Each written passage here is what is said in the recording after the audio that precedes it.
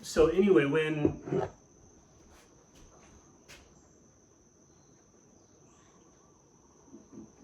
you add up all the waves in a body of water and you're left with that big one, and then as the water tank kind of sloshes back and forth, you'll see that this big circular wave is kind of doing this.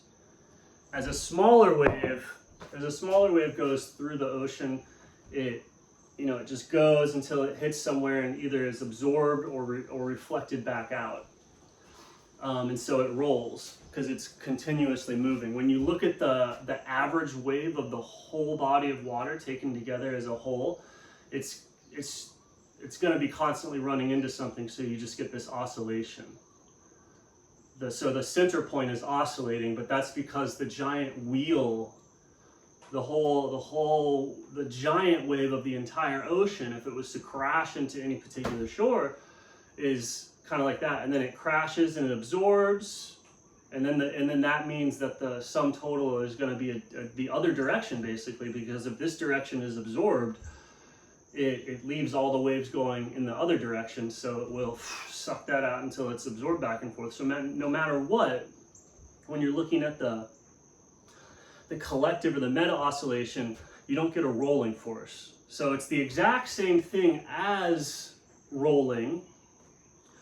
Buoyancy it's the exact same phenomenon as rolling, but it doesn't present itself the same way, because normally when you're balancing on something, it's because you're surfing it, right? So you're balanced on, anytime that you're balanced on something, be it the breath or anything else, balance is riding a wave. So it's like being on your bike, being on a skateboard, being on a surfboard. It's where you're or even the waves of treading water. Balance is riding that circular thing that keeps going, right? That's physical. 3D balance is always riding some wave inside or outside, and it's always this complete rolling force.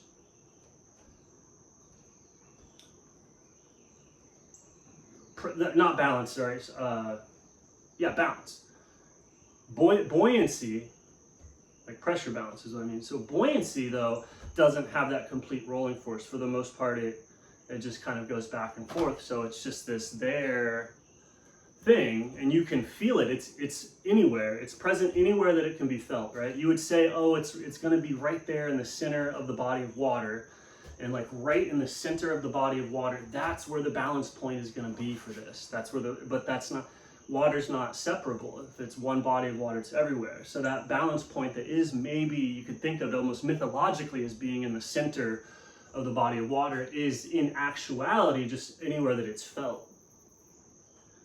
Because anywhere that it's felt, that center point has like reached out and is now supporting. Anywhere that feels the center is supported by the center, and then that's floating. So if you do this in water, right, like if you stopped all other movement and just got underwater and somehow made a really long snorkel that just went through your nose, right? So imagine you've got a nose snorkel on, and you can lie down or crouch down, and you can breathe in, be like a foot or two underwater, and then breathe in to the point where you start to float up and you feel buoyancy. Like your breath feels buoyancy. Not pressure, but buoyancy. And then as you exhale, your buoyancy goes down, inhale, your buoyancy goes up. And so in that situation, you would be using the water to help your breath grab onto or perceive buoyancy. Like the water acts as the water acts as a noetic lens that corrects noetic sight. Okay, what is the water helping you to see? And it's the principle of buoyancy. It's the supporting center. And so just like when you have internal movements of the medium, like the blood, causes external movements through the medium, like air or water. And then when the air or the water pushes on you, that causes the internal movements. Like when the medium pushes you, it also can, that provokes internal movement of the medium.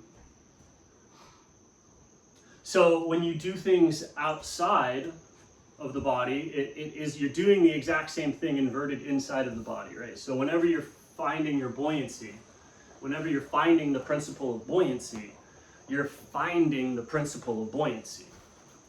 And that thing that you see or you feel buoyancy with is what I'll call a noetic photon. It's the light of rationality, logic, reasoning, right? So if you get in the water and you're quiet, you get the water still, and you just inhale to where you float, you can exhale to where you sink, you're seeing the water has made your buoyancy very, very palpable. That's the same thing as glasses making your vision very, very palpable. You have that buoyancy within you all the time, and your breath is constantly very able to influence that buoyancy all the time, because you can go inward, and you're just as skilled at going inward as you are going outward. So it's just when you're doing something, you're doing it for real. So finding balance and connecting it to the breath, so that the breath is constantly seeing balance and learning how to not let go of it no matter what. That practice, that activity is the main end goal of contemplation practices, all of them as well. For the most part, the ones that are trying to train or to get you to learn something, everything is just to get somebody to learn to look at this and be supported by it, rather than struggle drowning. To feel that the medium inside of them and the mediums outside you can listen and go, oh, I'm floating, I'm okay. You can notice that you're floating, and you can notice that you're breathing in such a way, in a weird way, that it changes how much you float. And so being able to change how much you float with your breath is this incredibly deep skill. And the water, most people are so blind in this way that there's no feeling of buoyancy, there's only pressure. People get so into basically technology and aids and things that make life more comfortable. Those are like wetsuits, and it's just stuff that makes you float on the surface. Things that you make out of stuff from the surface sticks to the surface. So the more technologically covered you are, for the most part, causes it that you can't, the buoyancy is so totalizing that you don't have anything besides the wave pressure, because the buoyancy never shifts. So it gets tuned out as a universal constant is what happens with most people's buoyancy. So you're so stuck to the surface that you've never experienced buoyancy as something that could actually be sinking. You can have negative buoyancy.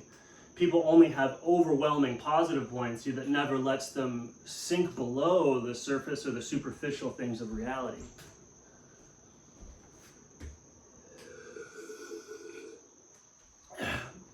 And once you sink below the superficial level of reality, you do absolutely need to find the buoyancy. Otherwise, it's just thrashing schizophrenia and struggle. And there's different levels of finding the buoyancy. There's people that can swim by applying enough pressure, and there's people that just squirt along, using buoyancy. Like fish swim by pushing on buoyancy. Most people swim by pushing on water. You push into the buoyancy of the water instead of the water, and you've got the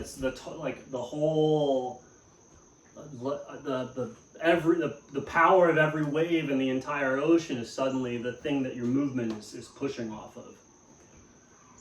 And so that just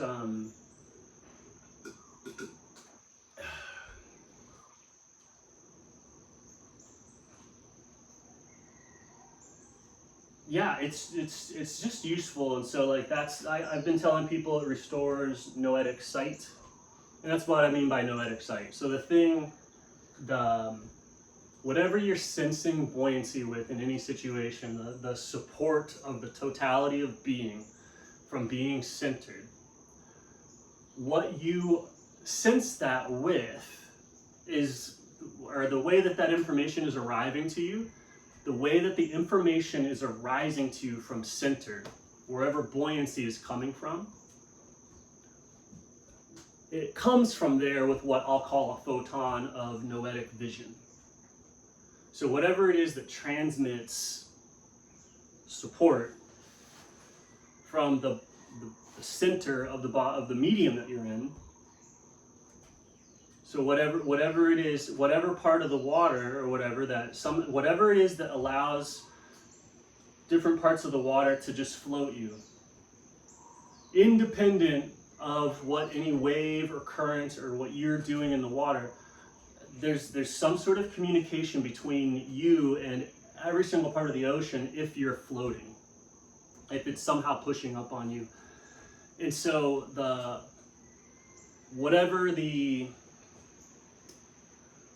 however that push, however that support is arriving from every part of the ocean, that's a noetic photon.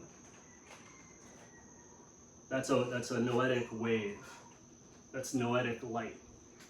That's if you're in a medium, if you're in the medium of heaven, that would be the light of God.